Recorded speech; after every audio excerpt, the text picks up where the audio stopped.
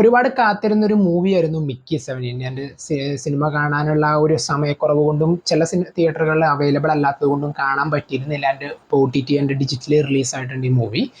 ചില സിനിമകൾ നമ്മൾ കാണുമ്പോൾ ഓക്കെ ഇത് ഞാൻ ഒരുപാട് കാത്തിരുന്നൊരു മൂവിയാണ്, എനിക്ക് തിയേറ്ററിൽ പോയി കാണാൻ പറ്റിയില്ല, OTTയിൽ എനിക്ക് എങ്കിൽ എനിക്ക് ഈ സിനിമ കാണണം എന്ന് പറഞ്ഞിട്ട് നമ്മൾ കാണും. എൻ്റെ ആ ഒരു സിനിമ നമുക്ക് കണ്ടു കഴിയുമ്പോൾ ഓക്കെ പെർഫെക്റ്റ് ആണ്, അല്ലെങ്കിൽ എനിക്ക് വളരെയധികം ഇഷ്ടപ്പെട്ട, അല്ലെങ്കിൽ അങ്ങനെയുള്ള ഒരു ജോണറിൽ എടുത്തിട്ടുള്ള നല്ല വൃത്തിക്ക് എടുത്തിട്ടുള്ള ഒരു പടം എന്ന് നമുക്ക് തോന്നും.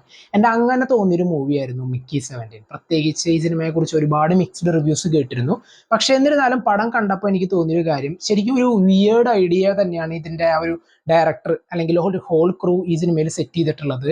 നമ്മൾക്ക് ഈ സിനിമ കാണുമ്പോൾ പാറ്റിൻസൺ അവതരിപ്പിച്ചിട്ടുള്ള ആ ഒരു മിക്കി എന്ന് പറയുന്ന ഒരു ക്യാരക്ടറിന്റെ ഒരു മൈൻഡ് സെറ്റിൽ തന്നെയായിരിക്കും നമ്മൾ ഈ പടം കാണുക. അതായത് മൊത്തത്തിലൊരു എന്താ പറയുക, കിളി പോയ പോലത്തെ ഒരു അവസ്ഥ, അല്ലെങ്കിൽ ആ ഒരു ക്യാരക്ടറിന്റെ ഒരു മെന്റൽ സ്റ്റേറ്റ്, അല്ലെങ്കിൽ ആ ഒരു ക്യാരക്ടർ അങ്ങനെയാണ്. സോ ആ ഒരു രീതിയിൽ തന്നെ ഈ സിനിമ കണ്ടപ്പോൾ എനിക്ക് വളരെയധികം ഇഷ്ടപ്പെട്ട, അല്ലെങ്കിൽ ആ ഒരു സിനിമയുടെ ഒരു സെറ്റ് വർക്ക് ആയാലും സ്റ്റോറി ലൈൻ ആയാലും ഐഡിയ ആണെങ്കിലും എല്ലാം തന്നെ ഒരുപാട് സോഷ്യൽ റിലവൻ്റ് ആയിട്ടുള്ള പൊളിറ്റിക്കലായാലും അല്ലെങ്കിൽ നമ്മുടെ ടെക്നോളജി ബേസ്ഡ് ആയിട്ടുള്ള കാര്യങ്ങളായാലും ഒക്കെ തന്നെ നല്ല റെലവെന്റ് ആയിട്ടാണ് ഈ സിനിമയിൽ പറഞ്ഞു പോയിട്ടുണ്ട്. പ്രത്യേകിച്ച് പുതിയൊരു പ്ലാനറ്റിലേക്ക്, അല്ലെങ്കിൽ നമ്മൾക്ക് ഭൂമിക്ക് പുറത്തുള്ള ഒരു പ്ലാനറ്റിലെ നമ്മുടെ ജീവിതത്തെ നമുക്ക് ജീവിക്കാൻ പറ്റിയ ഒരു സിറ്റുവേഷൻ ആണോ എന്നുള്ള ഒരു എക്സ്പിഡിഷൻ ഒക്കെ ആയിട്ട് നമ്മൾ പോകുമ്പോൾ അവിടെ ഉണ്ടാകുന്ന ചില സംഭവങ്ങൾ ആൻഡ് ഇതിന്റെ ഡേഞ്ചറസ് ആയിട്ടുള്ള വളരെ ടാസ്ക് പിടിച്ചിട്ടുള്ള ചില മിഷൻസ് ഹാൻഡിൽ ചെയ്യുന്ന എക്സ്പെൻഡബിൾ എന്ന് പറയുന്ന ഒരു ജോലിയിലേക്ക് കയറുന്ന മിക്കി, അത് എന്തെങ്കിലും ഒരു കാരണവശാൽ മരിച്ചു പോയാൽ തൊട്ടടുത്ത നിമിഷം തന്നെ അയാളുടെ ബോഡിനെ റീപ്രിന്റ് ചെയ്തിട്ട് അതുവരെയുള്ള ഓർമ്മകളെല്ലാം ഫീഡ് ചെയ്യുന്ന തരത്തിലുള്ള ഒരു ടെക്നോളജി.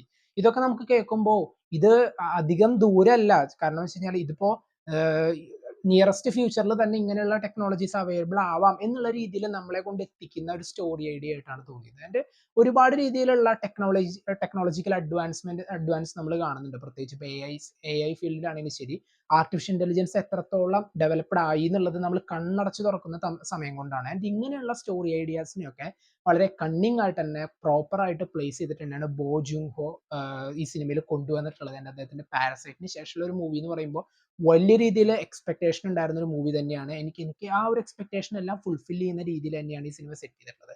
പ്രത്യേകിച്ച് ഇതിൽ പ്രാക്ടിക്കൽ എഫേർട്സ് ആൻഡ് മിനിമലിസ്റ്റിക് ആയിട്ടുള്ള ഒരു സെറ്റ് ഡിസൈൻ ആണ് അവർ യൂസ് ചെയ്തിട്ടുള്ളത്. And over usage of CGI ഉണ്ടായിട്ടില്ല. ആവശ്യത്തിന് പ്രാക്ടിക്കൽ എഫക്ട്സ് ആൻഡ് മിനിമലിസ്റ്റിക് ആയിട്ടുള്ള ഒരു സെറ്റ് ഡിസൈൻ ഒക്കെയാണ് ഇത് ചെയ്തിട്ടുള്ളത്.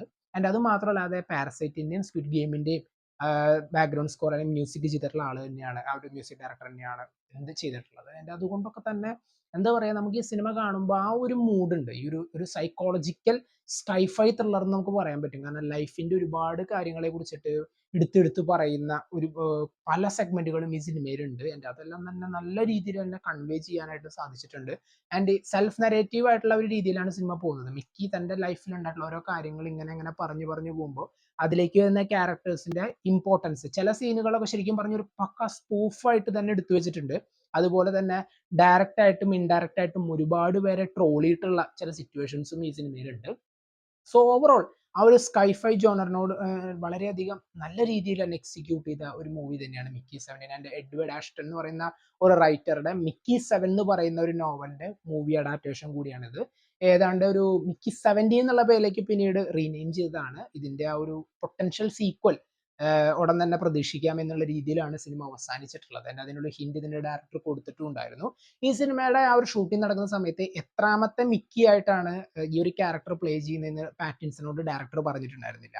എടുത്ത് അങ്ങനെ സ്പെസിഫൈ ചെയ്ത് പറഞ്ഞിരുന്നില്ല. ജസ്റ്റ് ഓക്കെ ഒരു മിക്കിയുടെ ഒരു ക്യാരക്ടറാണ്, ഇത് 1 ആണോ 2 ആണോ അത് എത്രാമത്തെ ആണെന്നുള്ളത് ഒരു ഐഡിയ ഉണ്ടായിരുന്നില്ല. പടം അവസാനിക്കുന്ന ടൈമിലാണ് ഓക്കെ ഇത് 17 എന്ന് പറയുന്ന ഒരു ക്യാരക്ടറിനെയാണ്, മിക്കി 17നെയാണ് ഇപ്പോൾ അവതരിപ്പിച്ചിട്ടുള്ളത് എന്നുള്ള ഒരു പ്രോപ്പർ ഐഡിയ ഇതിന്റെ ഡയറക്ടർ കൊടുത്തിട്ടുള്ളത്.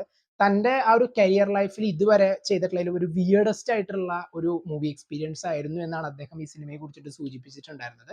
അത് നമുക്ക് കാണുമ്പോൾ തന്നെ മനസ്സിലാവും, നമ്മളൊരു വിയേർഡ് മൈൻഡ് സെറ്റിൽ തന്നെയാണ് ഈ പടം കാണുമ്പോൾ ആ ഒരു വൈബ് മാച്ച് ആയിട്ട് ശരിക്കും പറഞ്ഞു കഴിഞ്ഞാൽ വളരെയധികം എൻജോയ് ചെയ്ത് കണ്ട ഒരു മൂവി തന്നെയായിരുന്നു.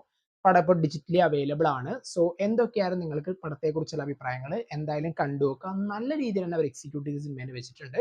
നിങ്ങളുടെ അഭിപ്രായങ്ങൾ കമന്റ് ബോക്സിൽ നോട്ട് ചെയ്യുക.